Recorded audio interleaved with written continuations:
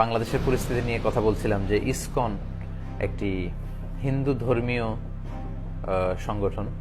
দেখলাম যে চট্টগ্রামে কিছু ছোট্ট ছোট্ট কোমলমতি শিশুদেরকে ফুড ফর লাইফ একটি প্রোগ্রাম, ওদের Rathyatra, international society for Krishna consciousness হচ্ছে ওদের ইলাবোরেশন পুরো সংগঠনের। তো তারা ওই রথযাত্রার প্রসাদ খাইয়ে ছোট ছোট শিশুদেরকে দেখলাম যে হরে কৃষ্ণ হরে রাম এগুলো পড়াচ্ছে। তো এটা খুবই দুঃখজনক এবং খুবই অ্যালার্মিং আমাদের জন্য। এ ব্যাপারে অনেক ধরনের তথ্য আমরা পেয়েছি। আমরা কোথাও শুনেছি যে শুধুমাত্র হিন্দু শিক্ষার্থীদেরকে খাওয়ানো হয়েছে, এতে আমাদের কোনো আপত্তি নেই।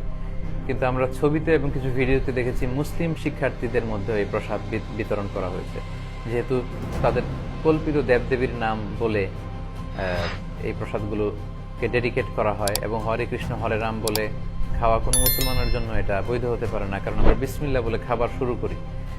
সো এটা আমাদের আকীদা, আমাদের বিশ্বাস, আমাদের ঈমানের সাথে টোটালি কন্ট্রাডিক্ট করে। তো যদি সত্যিই কোনো মুসলমান শিশু সন্তানকে, কোমলমতি শিশুদেরকে তারা ছলে বলে কৌশলের আশ্রয় নিয়ে এটা করে থাকে, এটা খুবই খারাপ একটি ন্যাক্কারজনক কাজ করেছে। আমরা এটা তীব্র প্রতিবাদ জানাই এবং আশ্চর্য হচ্ছি যে কোনো মুসলিম ছাত্রছাত্রী যদি এটা গ্রহণ করে থাকে, তাহলে একটি মুসলিম শিক্ষা প্রতিষ্ঠানে এটা কিভাবে সম্ভব? সেখানকার প্রিন্সিপাল, সেখানকার গভর্নিং বোর্ডের মেম্বারদের অনুমতি ছাড়া কিভাবে এই কাজটি আঞ্জাম দেওয়া হয়েছে?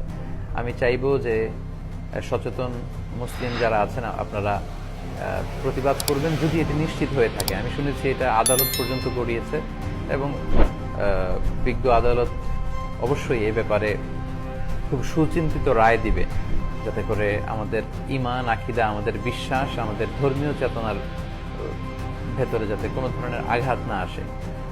আমরা চাইবো যে আবহমান কাল থেকে আমরা হিন্দু, বৌদ্ধ, খ্রিস্টান একসাথে ছিলাম, যে যার ধর্ম পালন করেছি, কিন্তু অন্যের ধর্মীয় বিষয়ে আমরা কখনো বাধা দেইনি।